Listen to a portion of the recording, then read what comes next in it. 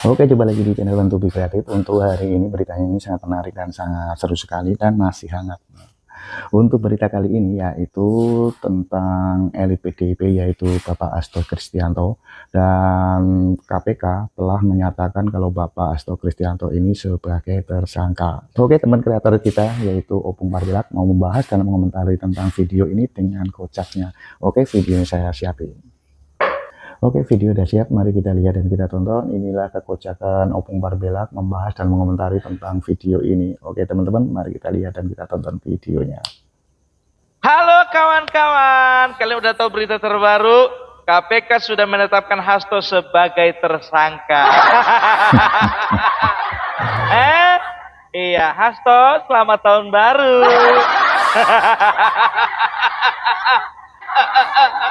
Kalian tengok dulu di sini ya. Aku lagi menikmati liburan, Hasto lagi menikmati mimpi buruk.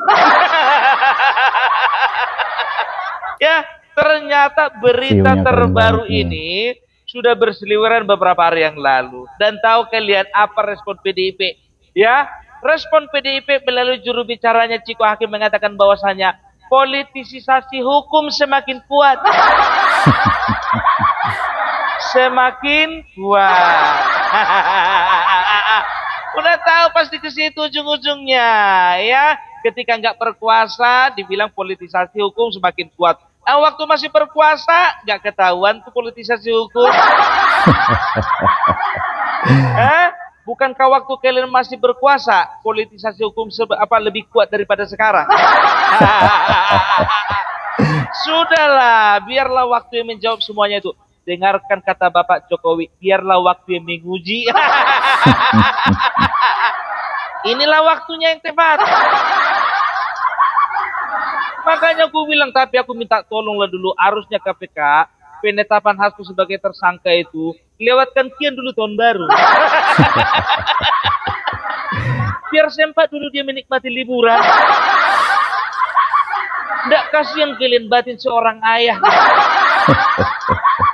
Ya, dan penetapan Hasto sebagai tersangka ini semakin kuat ketika apa?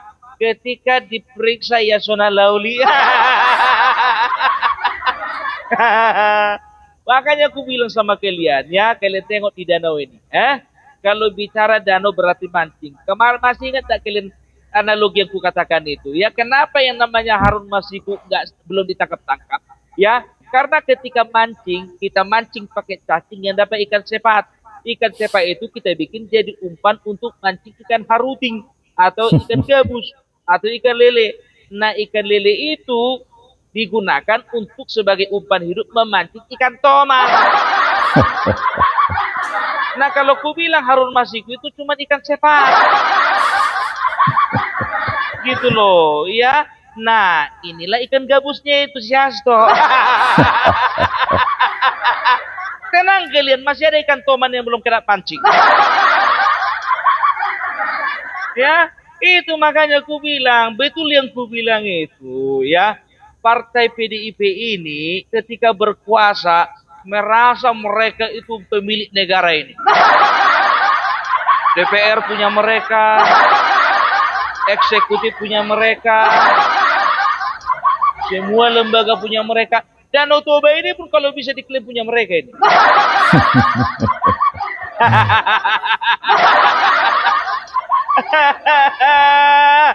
Aduh, jadi makanya aku bilang, ya tolonglah dulu ya. Kalau orang baik ketika dizolimi, maka dia akan berubah.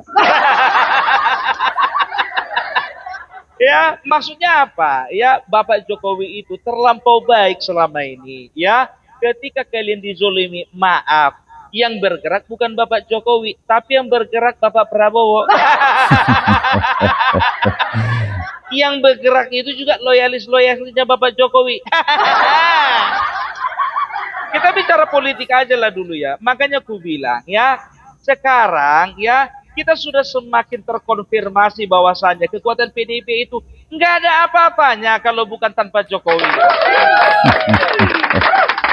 Gitu loh, ya jangan harap bisa lepas. Masih ingat waktu zaman Demokrat dulu, ya, 10 tahun mereka berkuasa banyak kali yang kena jaring. bukan dipancing, menjaring. Kalau ibaratkan ikan. Tapi apa yang dilakukan oleh ketua umum, ya kan? Ketua umum Bapak SBY saat itu menyerahkan segala sesuatunya kepada para penegak hukum. Itu baru namanya pemimpin, baru namanya ketua umum. Kita lihat nanti ya Ibu Megawati gimana kira-kira, menepati janji enggak? Aku curiga ini, jujur aja aku bilang, ya kan? Ada beberapa kecurigaan. Ya, kecurigaan yang pertama itu, kenapa begitu gampangnya Hasto ditetapkan sebagai tersangka tahun ini? Tahun ini aku bilang ya, karena dari tahun 2020 agak alot kawan ini. Ya, yang pertama itu karena mereka sudah bisa dikatakan sudah lepas tangan dari Bapak Jokowi. Jadi kalau sudah lepas tangan Bapak Jokowi, inilah sebetulnya yang membuat mereka ngamuk, membuat mereka marah-marah. Karena apa? Karena mereka tahu ketika Bapak Jokowi lepas dari mereka, maka nyawa mereka dalam ancaman. Betul kan? Sekarang begini, sebagai sebuah partai besar, di sini marwahnya partai PDIP ini sangat diperjuangkan. Sekelas sekjen kena jaring. Sekjen.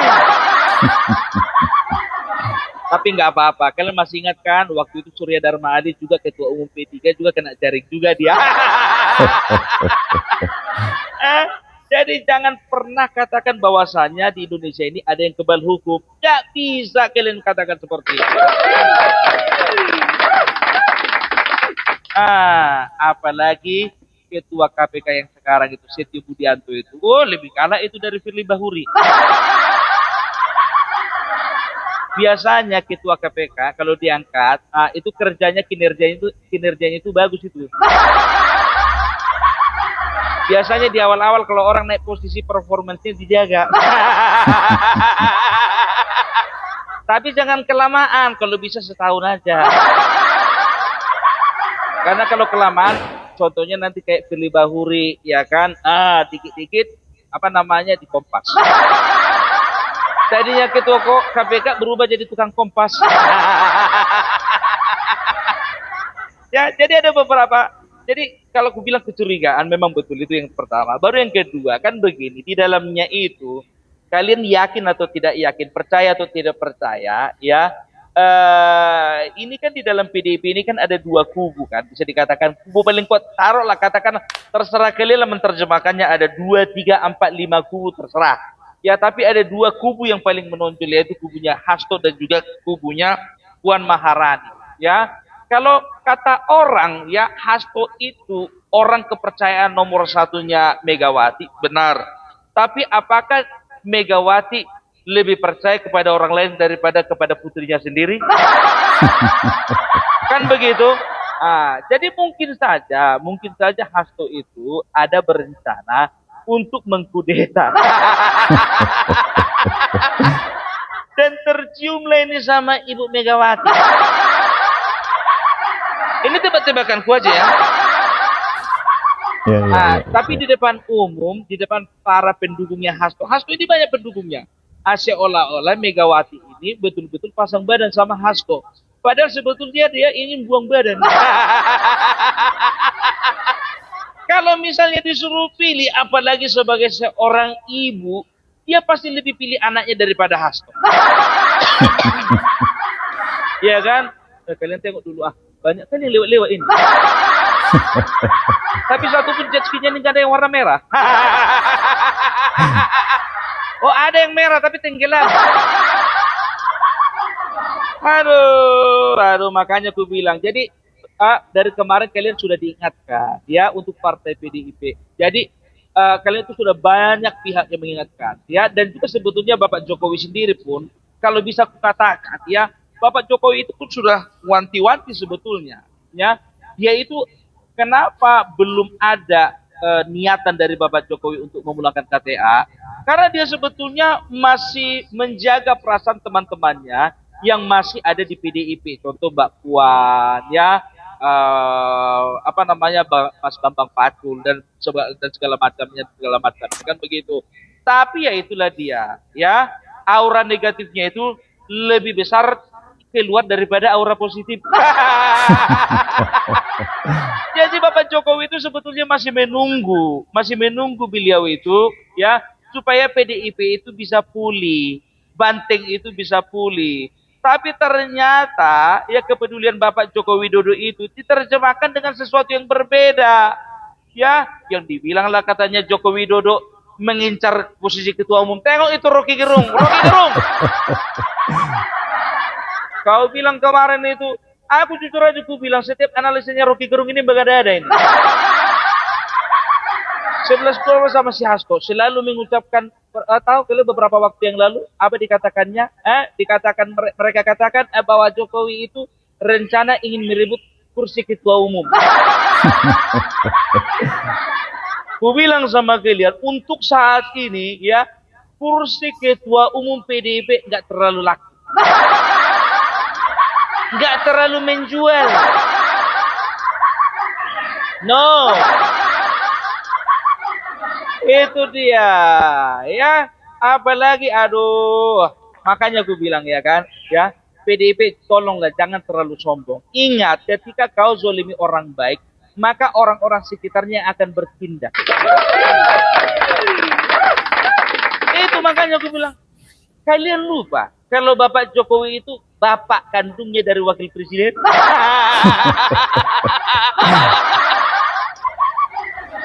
Dan dia itu masih bestinya presiden. Ini prinsip anak Medan ini, biar tahu kalian. Senggol kawannya, yang lain bisa apa? Ambil tindakan. Jangan macam-macam sama anak Medan. Dari mana anak Medan? Anak Medan lawak, namanya Bapak Jokowi. Kalau di Kalibata itu udah marga Siregar itu. Ya, udah marga Siregar. Jadi makanya bangga kali kau pun jadi orang Batak. Banggalah. Banggalah. Apalagi Bapak Jokowi sudah disematkan sebagai marga Siregar. Dan juga Bapak Prabowo kalau di Batak itu marga Simbolon. Tepuk tangan dulu untuk marga Simbolon. Makanya orang ini lupa. Ya, selain dia itu presiden ke-7, bapak kandungnya wakil presiden dan bestinya presiden negara, gimana pun juga dia itu masih punya power, ya. Walaupun dia tidak punya posisi, beliau itu mempunyai tingkat approval yang tinggi dari masyarakat Indonesia sebesar 80,8%. Tidak main-main. Kau kira kaleng-kaleng itu? Jadi udah terbukti kan, Jokowi bisa besar tanpa PDIP, tapi PDIP nggak akan bisa besar tanpa Jokowi.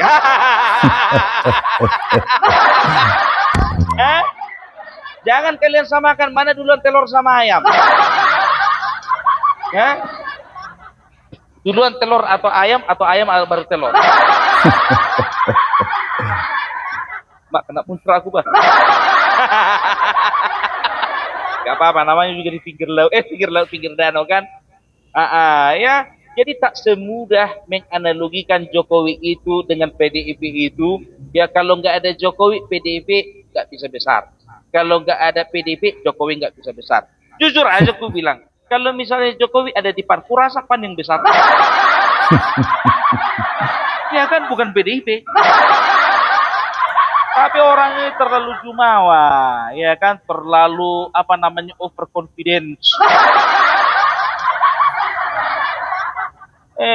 Makanya aku bilang endorsement kalian tuh paling besar itu Bapak Jokowi, itu endorsement kalian paling mahal. Ya, sekarang coba lihat, orang-orang besar DPD udah pada keluar semua. Effendi keluar, Marwarar keluar, baru Budiman Sujatmiko keluar. Dan yang lain-lain sebagainya itu keluar, itu banyak keluar. Bentar lagi, tunggu tanggal mainnya. Tidak percaya kalian, kita lihat.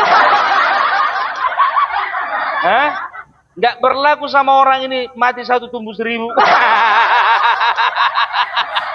Yang ada mati 1000 satu pun nggak tumbuh. Bayangkan, ya kan? Kalau orang ini kan pedenya itu mati 1 tumbuh 1000. Keluar 1 kader, nambah nanti 1000 kader. yang ada apa? Mati 1000 satu pun nggak tumbuh. Gak usah terlalu pede lah ya. Jadi ingat, Bapak Effendi Simbolon pun mengatakan, Ibu Mega, tolonglah biarlah damai ada di hatimu. Itu pesan pertama. Yang kedua, berbaiklah kepada berbaiklah kepada Jokowi yang kau benci. Coba dari kemarin itu contohnya, berusaha dia berbaik-baik untuk sama Bapak Jokowi. Nggak kayak gini jadinya kan. Oh, jadi maksudmu, Bung? Maksudmu apa, Bung? Maksudmu kalau misalnya Bapak Jokowi baik-baik sama Megawati, berarti Hasto gak ketangkap? Gak juga. Itu. Coba sekarang secara hitung-hitungan, yang namanya Hasto, ya, itu sudah 2 kali dia itu 2 periode jadi sekjen, ya. Sekarang begini, aku tanya dulu sama kalian, apa rela dia berhenti? Otomatis yang dia incar itu posisi di atasnya. Apa posisi di atasnya? Ya ketua umum lah. Ketua umum. Ya kan? Itu apalagi dia masih muda.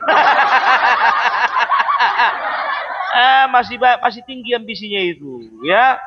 Nah, jadi kalau ku bilang sama kau Hasto, ya, sekarang sudah tanggal 24, ya. Itu sekitar 7 hari lagi, ya, kita akan merayakan tahun baru, ya kan? Kalau memang kau ditangkap sebelum tahun baru, bawa banyak-banyak bajumu. Iya, pesankan kue yang paling enak.